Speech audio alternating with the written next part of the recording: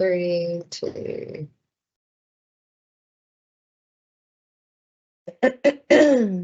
Good morning, and thank you all for attending today's Worksite Wellness Lunch and Learn.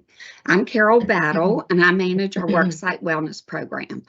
It is hard to believe that it is already the end of the year, and with that comes lots of festivities and lots of various holidays to celebrate.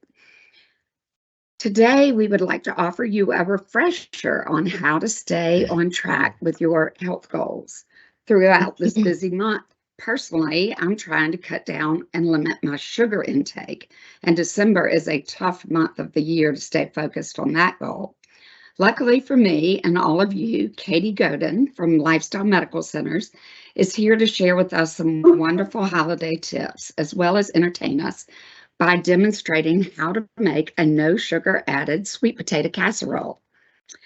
Katie has been a registered dietitian for over 15 years. Her focus is helping individuals improve their knowledge and relationship with food and to meet their personal health goals. Lifestyle Medical Centers is an in-network nutrition counseling service. For those of you enrolled in the state health plan, virtual and in-person visits are covered at 100% for in-network providers. We have dietitians across the state, so to find one near you, log into the state health plan portal, which is listed on the cover slide. As a reminder, everyone who's registered for this event will receive a recording of today's presentation, as well as the recipes and a link to our webpage, where we house all past cooking demos and information about our upcoming webinars. We have some great ones planned for 2024, so be sure to check out that webpage. Please note that we offer closed captioning for this event. If you're interested, just click on the link that is in our Q&A to use this option. During the presentation, you can use the chat box for any questions, and we will answer those as they come in, as well as with Katie during the cooking demo. I'd also like to thank the members of NC Flex team who are here to help with answering questions. Katie has saved a few minutes at the end of the event to conquer any questions that we're unable to get to during the demo. Let's welcome Katie. Hey, everybody. Yeah, like Carol said, it's hard to believe that the holidays are here and less than 2 weeks until Christmas. It's really hard to believe. I was just telling everyone that I'm really trying to simplify and just enjoy the holiday as best that I can. As I know, every year we can all get so overwhelmed and put so much pressure on ourselves. And so I'm really trying to personally work through that. But today we are going to be talking about how to have just a general healthy holiday mindset. This is a time of year where people can get very overwhelmed when it comes to, just keeping it healthy over the holidays, but also what types of expectations to have of themselves over the holidays, how to navigate some of the desires that you might have. And so we're going to get into a lot of that today. All right. So as Carol mentioned, with our program at Lifestyle, you are able to do virtual, but also in-person sessions at this point. We, of course, accept Blue Cross, and your visits, RD visits, would be 100% covered, which is such a huge perk. The virtual side of things, of course, brings the convenience, which I really enjoy for people, for the providers. But of course, like I mentioned, we have in-person visits offered now too, just because sometimes people want to come in and be kind of face-to-face and have that kind of personal experience. So, all right. So, okay, well, let's get right into it. When it comes to some tips on just a healthy holiday mindset, got quite a bit here to talk about, but the first one that I've chosen is keeping it pretty simple here, but keeping your meals balanced and structured. I know you guys have probably heard me say those two things quite a bit over the past year, if not longer, depending on how long you've been attending these webinars. But I really find that this is one of the biggest things that you can focus on when you're trying to just eat healthy, kind of stay within control and boundaries that you're trying to set for yourself for your own health goals with food. Um, Having a plan for balanced meals and snacks throughout the holiday season, though, is really important just because sometimes we want to, save up for the party, right? We don't want to have a lot to eat because we know we're going to overindulge later that day or at some point that day. So the problem with that is we tend to overdo it when that time comes, right? So skipping meals and saving up for the party ideally might seem like it's helpful at the time. We're saving up those calories, but the problem is we're really not paying attention to what our body needs. We're kind of overlooking that. We're kind of setting ourselves up to potentially be really hungry when the time comes to eat. And that's when we might overdo it portion wise. And in the long run, maybe even eat more calories than we would have if we had just eaten throughout the day. So having that balanced meal, the structure throughout the day for that blood sugar stability is extremely important. All right. Kind of leading into the second tip here with portion control. You'll see there I put remember tip number one. So, yeah, portion control is certainly easier when we're not starving. So, having an approach, a game plan for some of your parties or days where food is going to be available to you that maybe, you're kind of I don't know, I hate to say concerned, but you're just not sure of how to navigate that choice. So, one thing that I've also talked about a lot within these webinars is the plate method approach. And I've given you here a description, but a visual.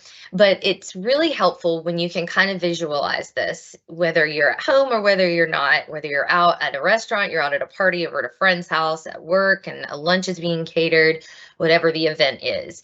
So kind of thinking about half your plate being some type of color, so veggies, fruit veggies, then a quarter of your plate designated for starch, a quarter of your plate designated for some protein.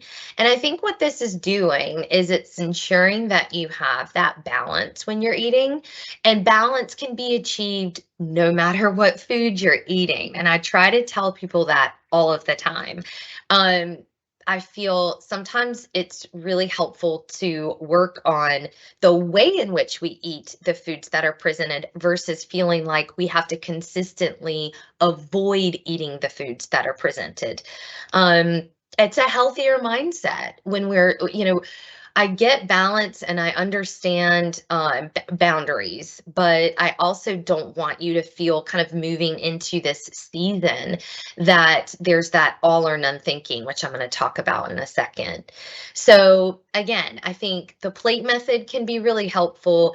Having a game plan. Sometimes we maybe know what to expect when it comes to the parties that we're getting ready to attend, or maybe a special work lunch that's going to be offered, or maybe someone's mentioned I'm going to be bringing in some yummy dessert later in the week. So you kind of have an idea.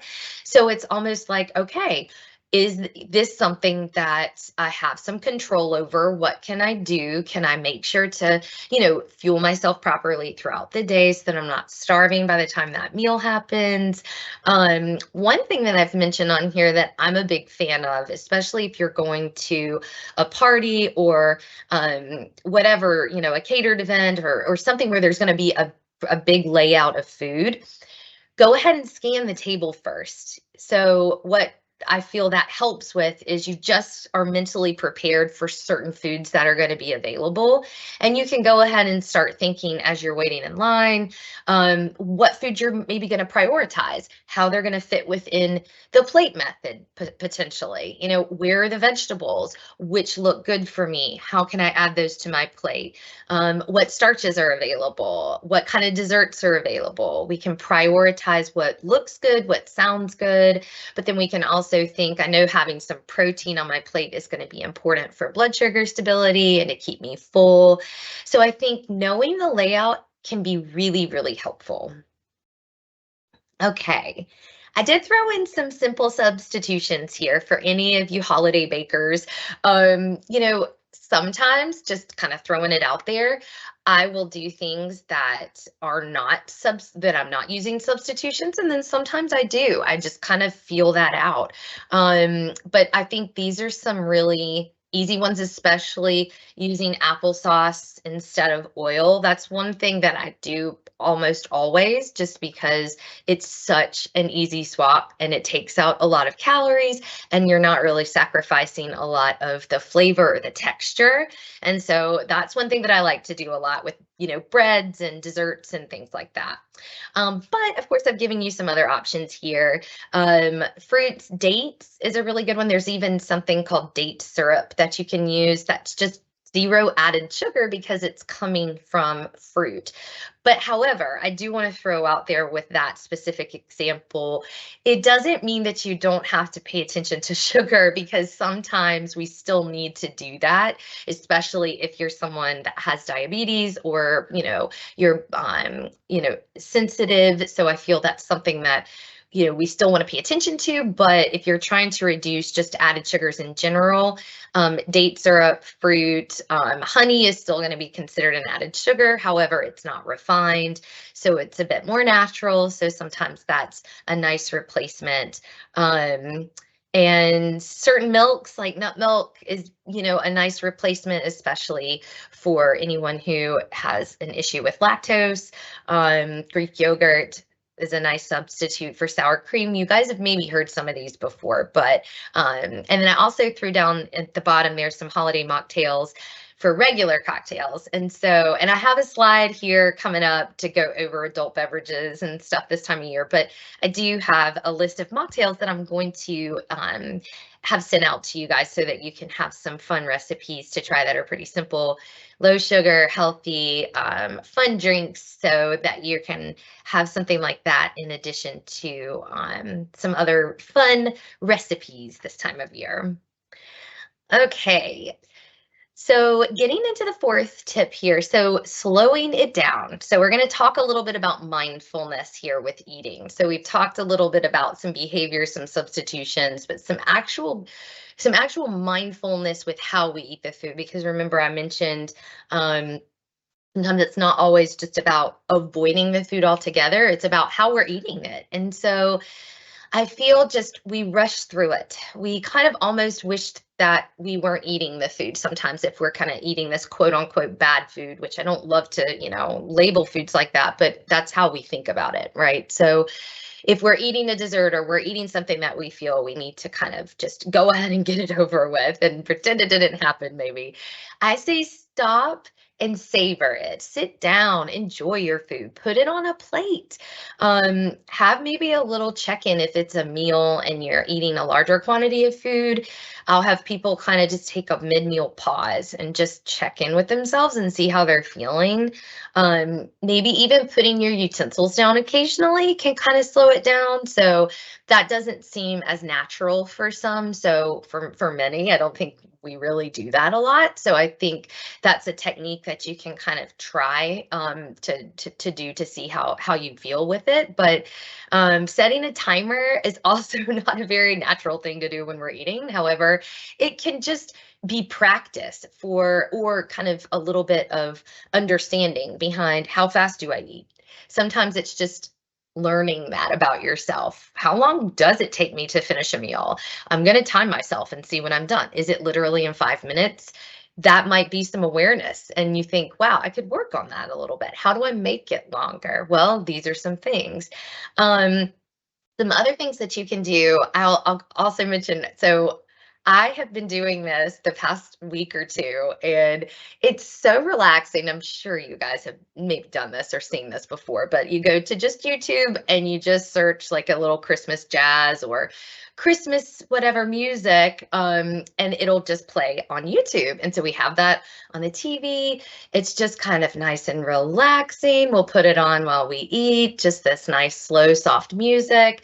It has been amazing for my children, and I'm not kidding. They have just been calmer at mealtime and in general leading up to mealtime. For me, side note, that is one of the most hectic times, especially when you're just trying to get things ready and you've got children running all around you. That really stresses me out. So I have found that to be very, very relaxing. So things like that, setting the mood, the ambiance, all of that can help you slow your pace down.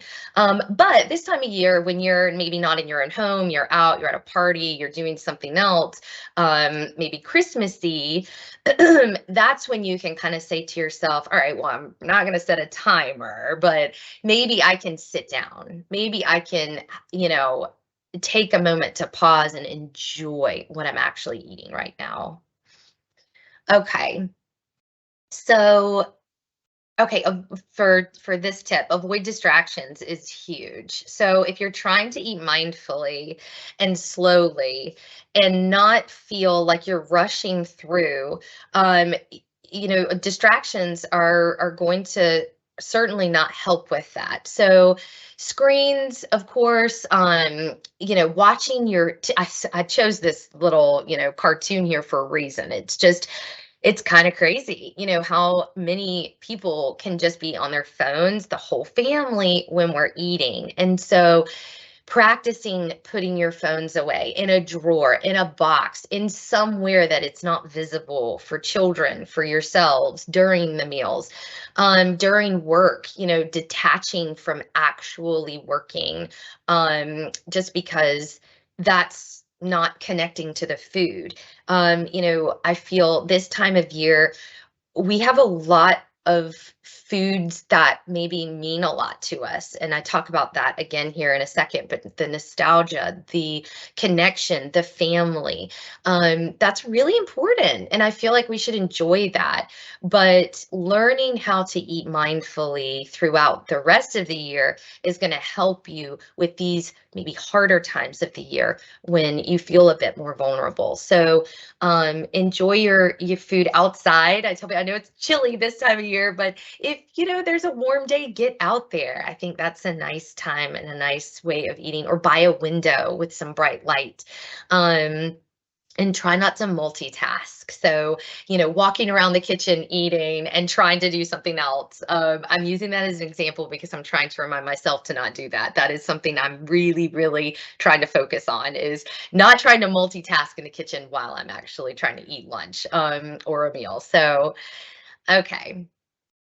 So we talked about this last time, actually, last month. This was a acronym that I discussed, which I think is really helpful for the emotional eating side of things, that can really come about this time of year when we're trying to be mindful. But the reality is, this is a tough time of year for a lot of reasons. It brings up a lot of emotions, good, sometimes not so good.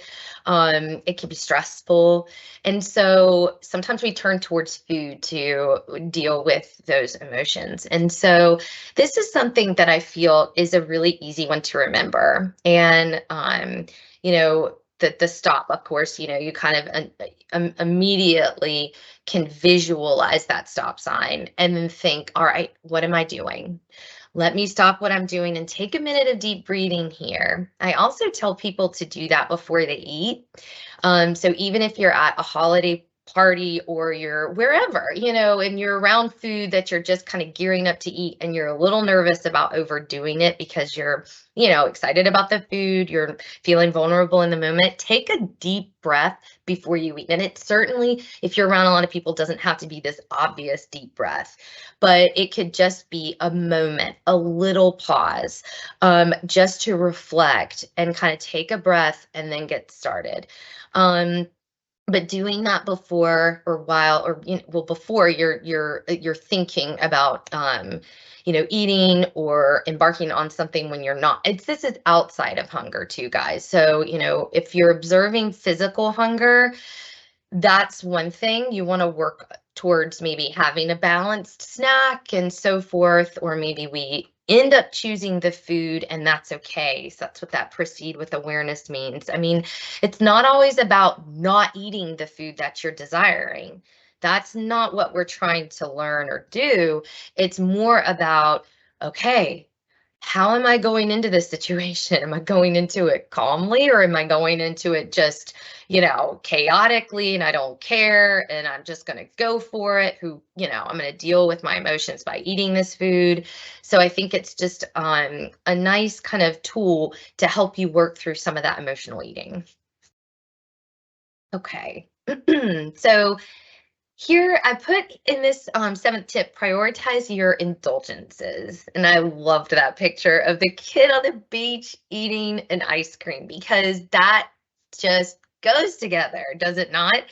Ice cream, maybe not on the beach. I don't know that I have it often on the beach, but at the beach, right? So your favorite local ice cream shop that you like to go get ice cream at the beach, those go hand in hand. We shouldn't be going to the beach for our summer vacation thinking to ourselves, okay, I got to avoid ice cream at all costs because I'm trying to be healthy, and that is not the ultimate goal here, in my personal opinion, for people.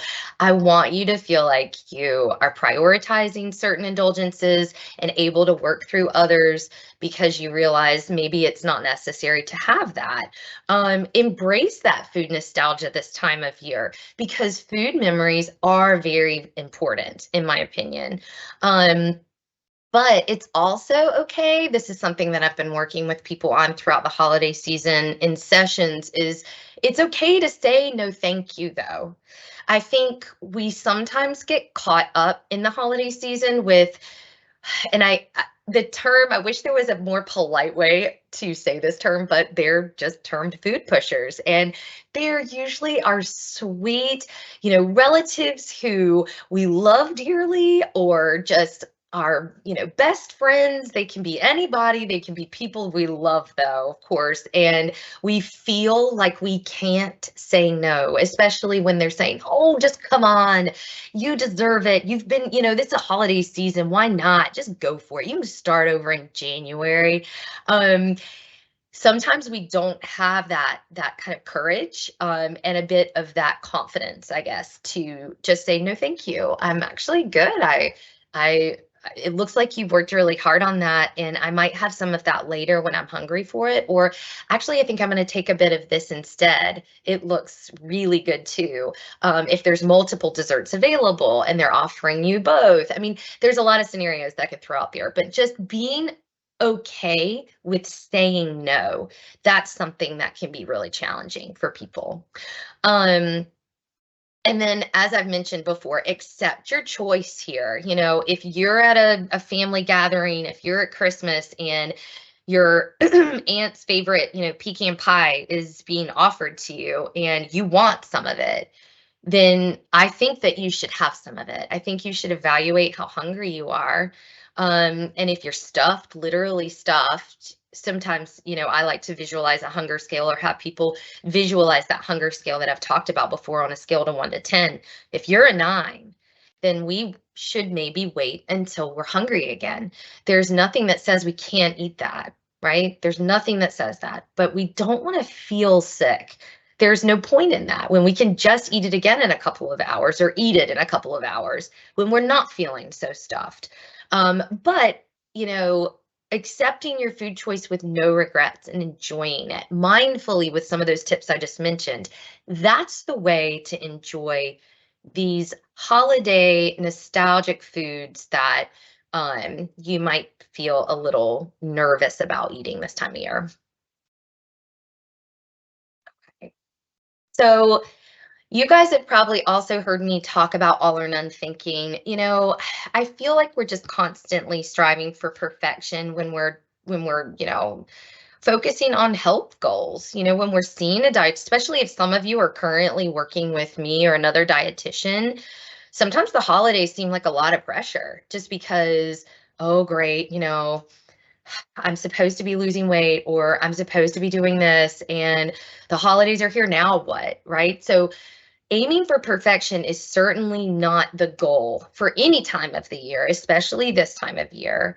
Realistic goals, which I'm going to go over in a second, but setting realistic goals for yourself versus rigid rules, that's the way to work through the holiday season, and any time of year. I also preface, I'm also want people to realize that the things that I'm talking about now are not just in relation to the holidays. It's really, we should be thinking like this all year long. Rigidity, just remember that rigidity can equal binge type behaviors.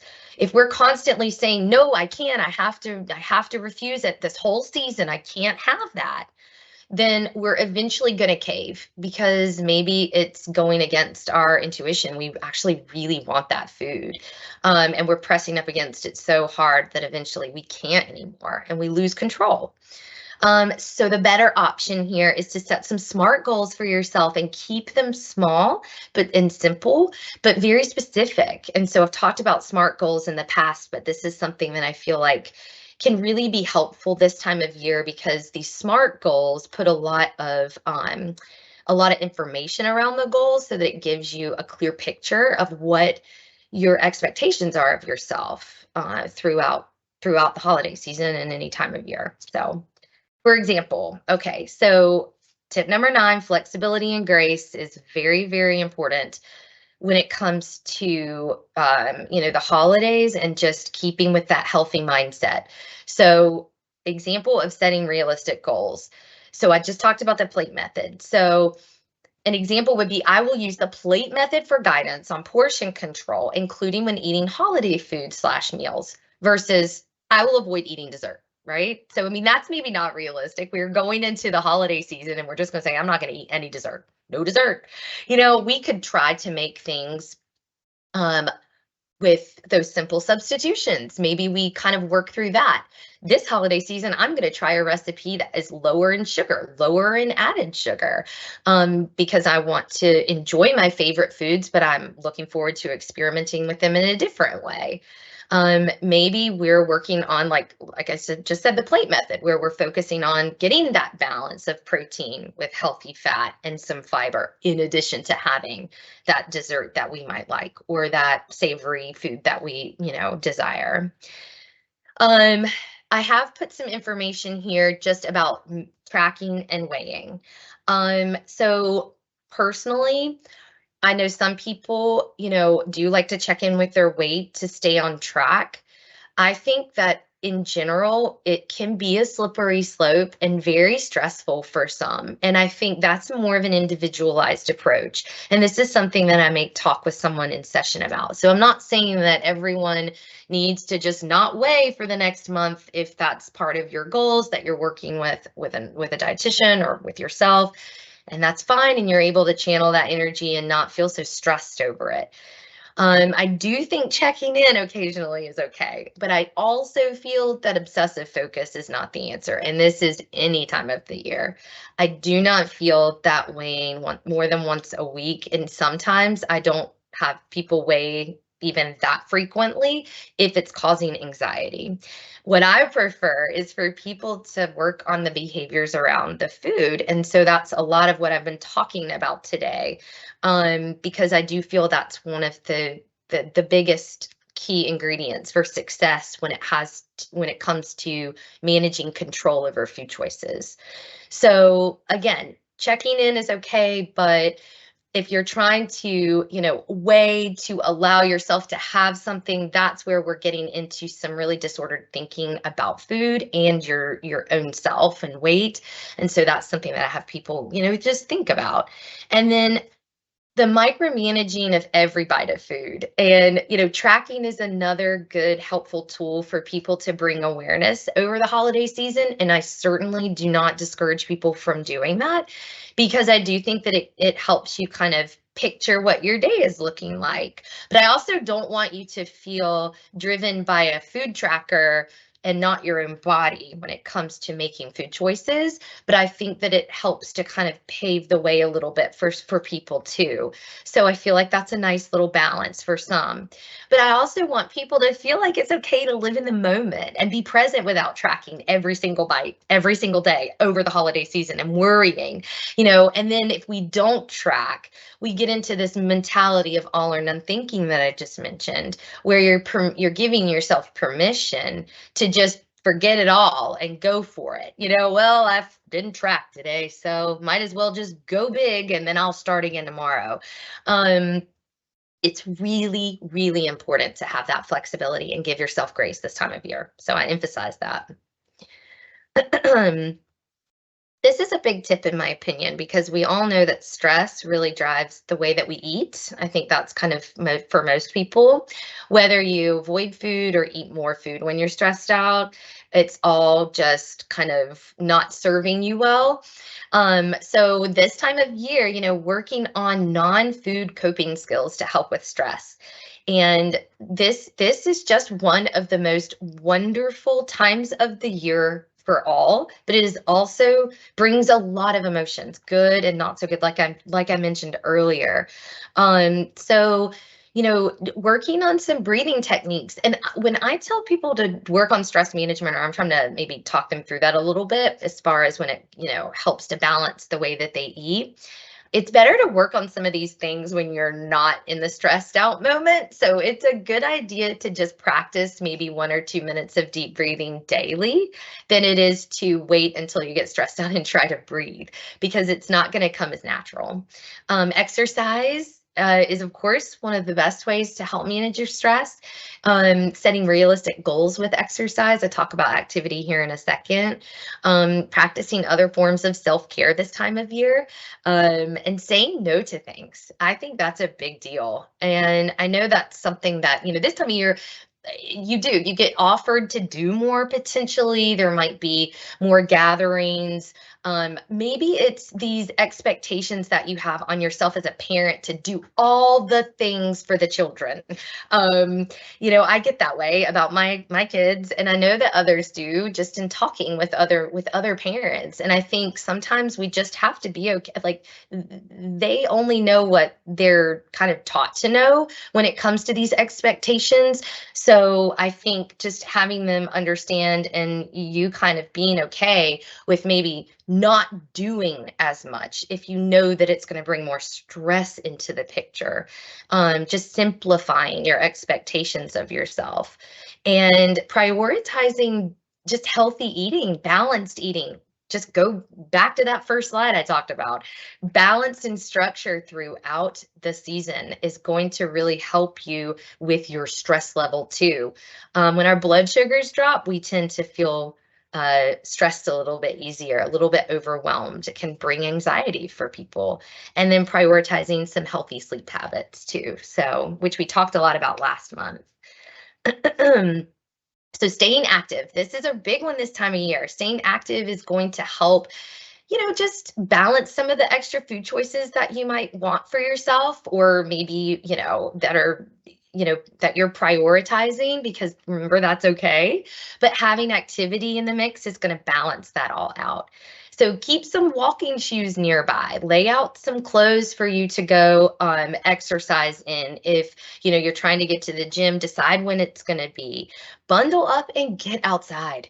It is not that cold here. I try to feel sensitive for people that really struggle with the cold, but I'm also kind of, we do live in North Carolina. It's not that cold. It does get chilly in the morning, so I get that. But it's just about bundling up. Put some gloves on, put a hat on, scarf on, bundle, get out there. Stop making excuses. Do it for 10 to 15 minutes. Do something indoors if you really are just a no-go with being outside this time of year in the cold. Try some apps, YouTube channels. I did physical activity a couple months back with a lot of different options on there that you can kind of peek again at. Put some fun music on and dance. We love doing that this time of year. If you have kids, it's really going to help get some of their energy out. If it's dark and chilly out, they don't want to go outside. Put some music on, have a little dance party. One of the most fun gifts that we got the kids a couple years ago were these teeny little disco lights, and they are so cute. And I'm sure that I can't remember the brand, but I got them off of Amazon. Absolutely adorable. And we put the little disco light on, blast the music, and they love it. There's no reason that can't be counted as movement and some physical activity for yourself. That's when you're getting the family involved, and keeping it short and sweet. Set small goals for yourself when it comes to it if you're having a hard time staying motivated. Okay, so let's talk about adult beverages here for a second. So that's something that is more frequent this time of year. So even for people that maybe don't indulge throughout the year, they may indulge over the holidays. Maybe it's a time of year where, yeah, you just get offered them more. I mean, between various parties or whatever, I just think the best thing to do, just like with the food, is to plan for them. What events are you going to where alcohol is going to be at? Space them out and pace yourself. I do have a list of mocktails that I'm going to be sending you guys, just because sometimes it's nice to just have a fun festive drink without feeling like you're getting the alcohol or the calories associated with it. But really important is prioritizing eating food beforehand, but while you're having your drinks, your alcoholic drinks, and staying hydrated before and during. So spacing them out with like a seltzer water or something like that. Those are all kind of good things to remember. And then travel tips. So traveling over the holidays, I know, is a big one, and people get concerned that they're not going to be able to stay on track with their health goals, keeping that kind of healthy mindset, while you're traveling. So healthy snacks are key. So that's something that I'm always recommending for people to keep readily available in your car, or if you're going on a plane. I think when we get into a car without anything, that's going to lead us to stopping, pulling over, going into a gas station, getting just snacky stuff like that, or maybe pulling into fast food, which fine if you do end up doing that. But I think being prepared and planned for some healthy snacks is always a good idea. Maybe you plan where you're going to stop to eat along the way, so you know your route you're taking and you know where some of the restaurants are. Maybe you kind of already make a game plan. Keep yourself hydrated. Bring exercise clothes and shoes with you where you go. And the other thing, whether you're traveling or not, get the family out for just a family walk. Maybe day of Christmas, day after Christmas, whenever you're with the family, this is a great thing to do as a family. Again, no matter how slow or how fast or, whatever, there's no expectations of how strenuous this activity is. But I think just getting outside and being active as a family is a great way to connect. Okay, so I've got some references here, and then I've got, of course, our recipe. So I'm excited about this recipe. It is a really, really simple one, which I know everyone appreciates. So it's a no sugar added sweet potato casserole. And you guys know I use Eating Well a lot. So I just usually find the recipes are really easy. They're delicious. And I like that it gives you the macronutrient and micronutrient information for people that are looking at that a little bit more closely. I always do try to give a little bit of that information. So a half a cup of this recipe is about 200 calories. Now I am going to be using less butter because when I made this, I found that the butter was too much. I didn't think it needed all of that. It actually took away the sweet and it made it a bit too savory in my opinion. So I took that butter and halved it. So that will definitely take the calories down to a little less than 200 for half of a cup. Carbohydrates are about 20 grams, so a little over a serving. For someone who has diabetes, this would be fine. It does have 4 grams of fiber, 4 grams of protein, and 15 grams of fat because there's a lot of healthy fat associated with the nuts that are on top. So a really nice macro balance there, but also, of course, you would pair this with potentially some type of protein, and then maybe some extra fiber from some type of vegetable. And this would be a really nice, healthy, balanced meal.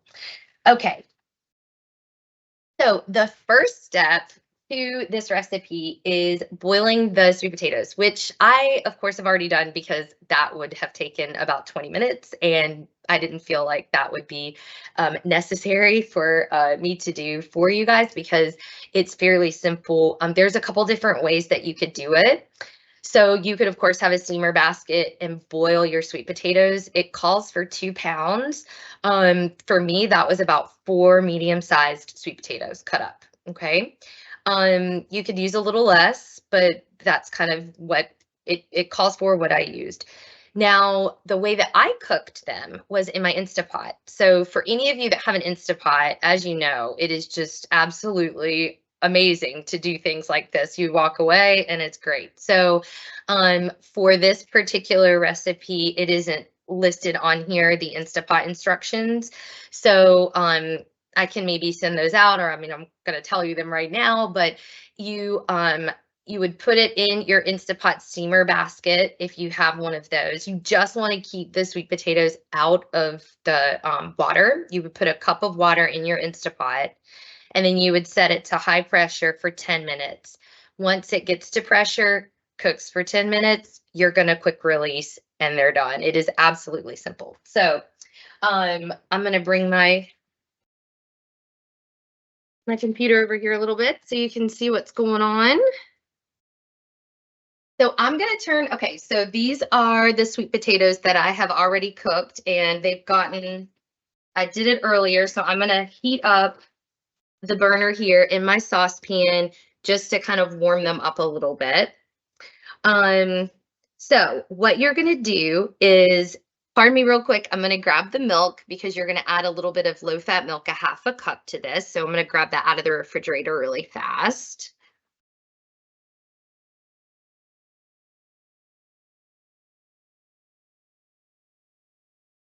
Carol, does anyone have any questions while I'm kind of getting some things together here?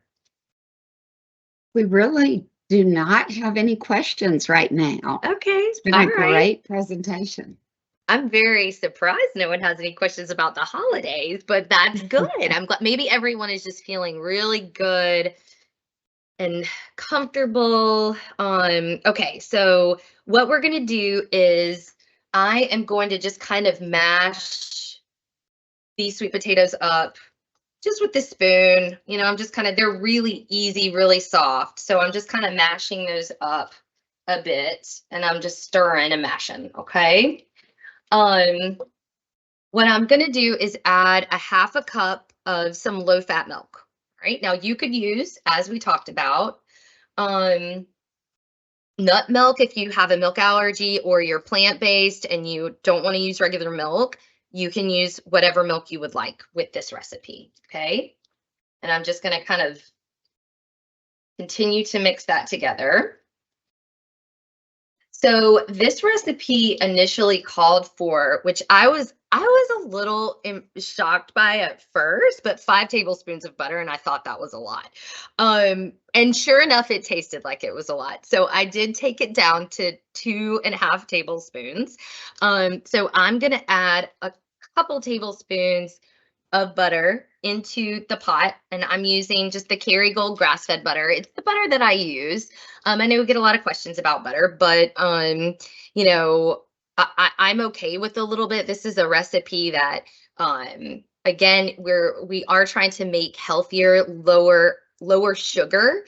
But grass-fed butter just tends to have a little bit more omega-3 fats, a little bit more nutrients. It's still saturated fat, so we're still including that. This recipe has, let's see, 6 grams of saturated fat for the serving size. So, but when you think about, you know, how much well, actually, I'm sorry, I'm going to cut that in half. 3 grams. 3 grams of saturated fat because I am taking it out. Whoops. Sorry, guys. clicked on something there. Okay. All right, so what I'm doing right now is, you can just see I'm kind of mixing in the butter and the milk. So that's all that's been added right now to the mashed sweet potatoes, milk and some butter. What I'm gonna do next is I'm gonna add, let's see, a little bit of salt, some vanilla, and I'll show you how much I'm gonna add here, some cinnamon and some ginger. Okay. It's got such a good flavor. All of the spices make it taste so delicious. I feel like this is a classic. Um, so I think that's why I wanted to include it. I know sometimes people might think of this more as a Thanksgiving, but I feel like we can also have this for, you can have this any time of year, obviously. Um, but yeah, good for the holidays, good for a good holiday meal. Okay, so what I'm gonna do is add half a teaspoon of some vanilla extract.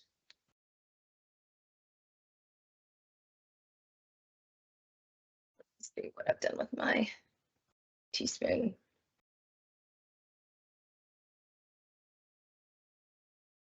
Okay, so I'm gonna add half a teaspoon of this vanilla extract.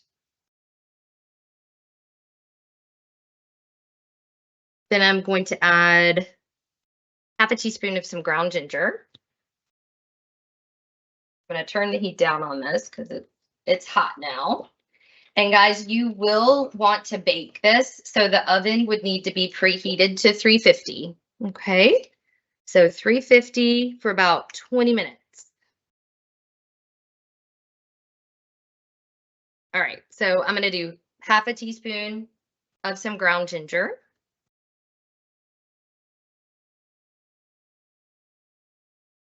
Half a teaspoon of some cinnamon. This is the largest cinnamon container that I think I've ever seen. I think we've had it for a long time. It's still good. All right, half a teaspoon of cinnamon.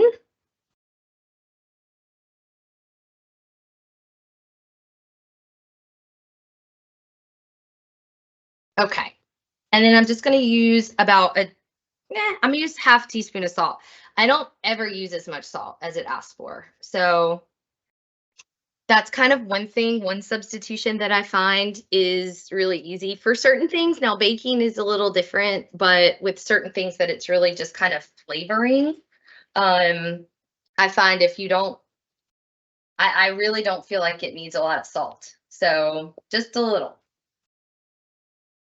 So I'm just mixing all of that up. Kind of to blend the flavors. Still no questions?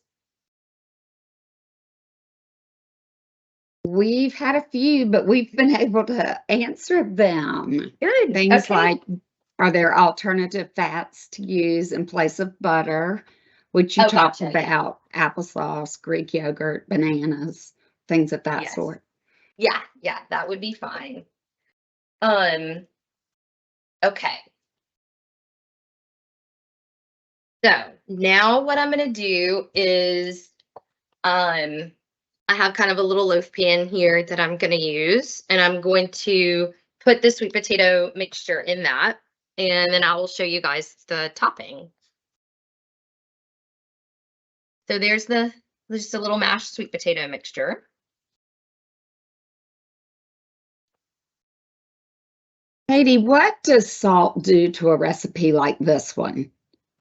This is really, it's just adding like a little flavor. It's not doing anything as far as um a baking standpoint. Okay, so it could be eliminated It could if be you eliminated. needed to. Okay. Yeah, I should have just eliminated it, to be quite honest. Okay, so I'm gonna spread this out into my pan here, and then I'm gonna make the topping. This is not the best spoon to be spreading. Hold on 1 second. I'm gonna get a spatula.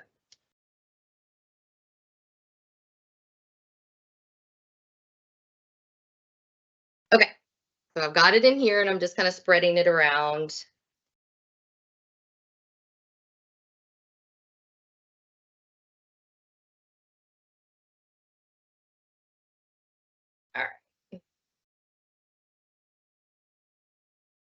Now, the topping is what's so fun about this recipe to me.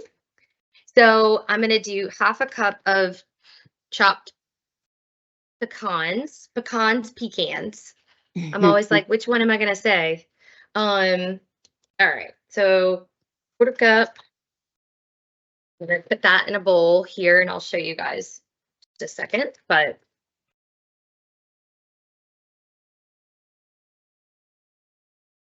so 1/4 cup of those.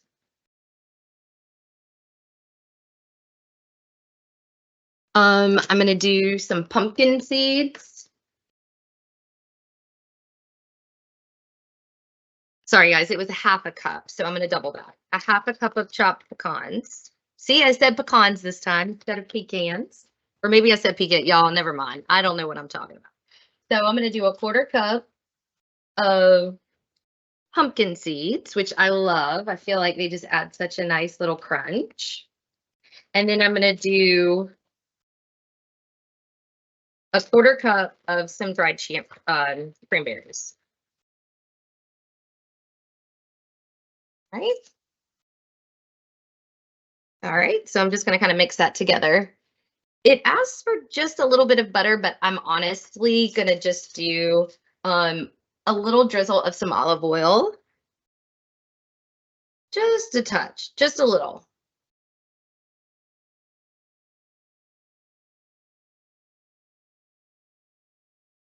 Okay, so there's the mixture, and you really just pour it on top.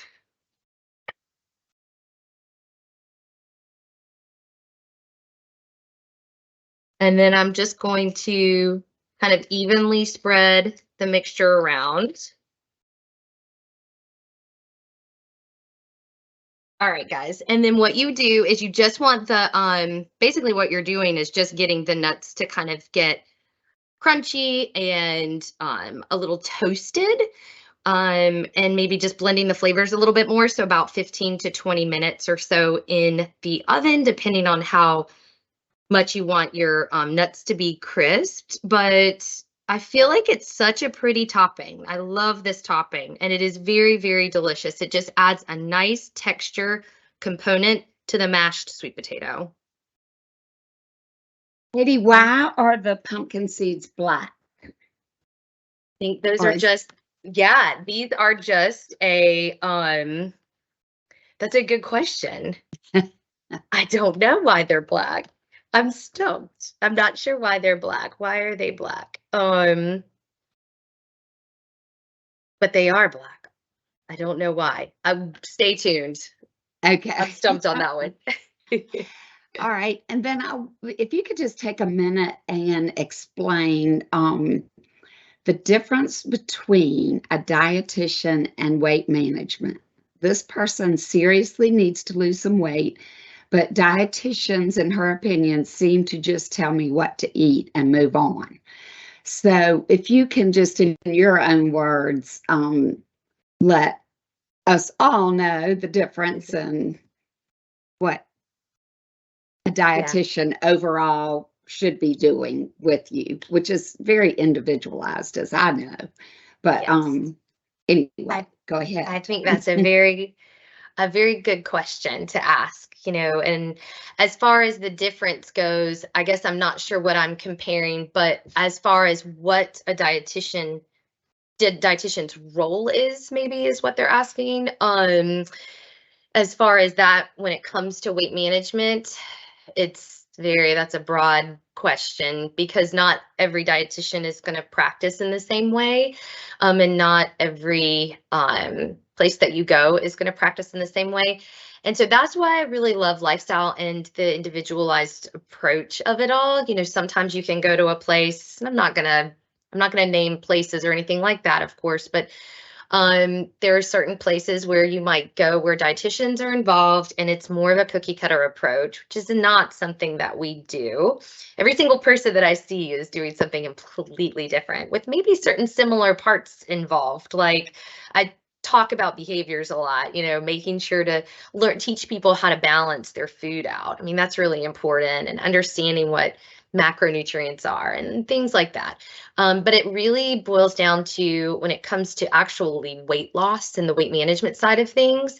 To me, I'm the exact opposite of what that statement was about, just telling someone what they're going to eat and then moving on. I do very little of that, in my opinion. I really don't want people to think that there's just a certain list of foods that they can stay within a box of, and they can't eat the other foods that live outside of that box that are quote unquote bad or unhealthy. I want you to learn how to eat all the foods in a way that serves you well, but also makes you feel good. And so we kind of personally, I tap into more of the way that food makes you feel as a motivator for why to eat it. Obviously, I want people to understand what certain foods are doing, within the body and how good they are for you, and what foods help with, certain comorbidities that might exist, or maybe you need to manage cholesterol or diabetes, and maybe we talk through that. But I'm still not very rigid in the way that I counsel. And so a lot of dietitians can be. And I think throughout maybe my presentations, maybe I kind of have voiced that I'm not a big fan of fad diets and one-size-fits-all approaches, because I don't think they help with people for their mental health when it comes to the weight management and the stability and the maintenance of the weight loss. Versus, I know, doing a specific, more rigid approach might produce results, but at the same time, they most likely aren't going to last. And so, yeah, I'm very much the opposite of that. So, and all of us at Lifestyle are that way. But I feel like depending on where you go and who you see, you have maybe not had that approach in your life if you've seen a dietitian before. So I can see how you might have that thought and feeling about dietitians as a whole, but they're not all like that, I promise.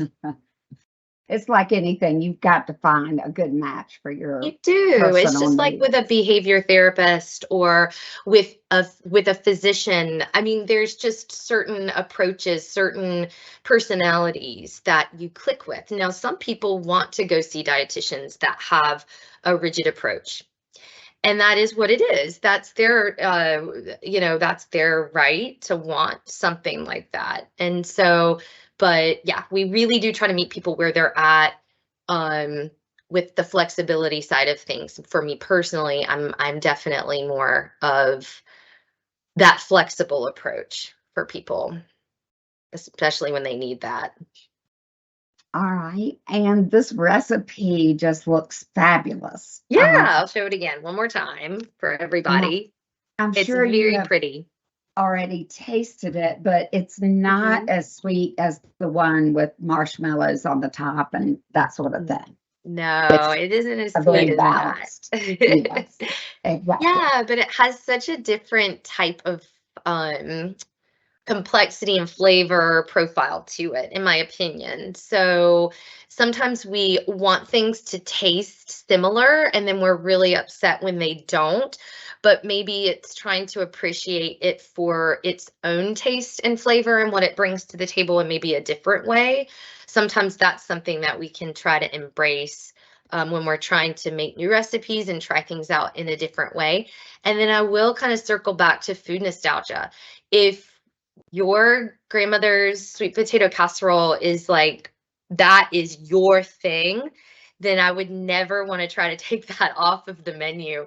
I think that this is just to kind of add a new twist and a new fun recipe to try. So.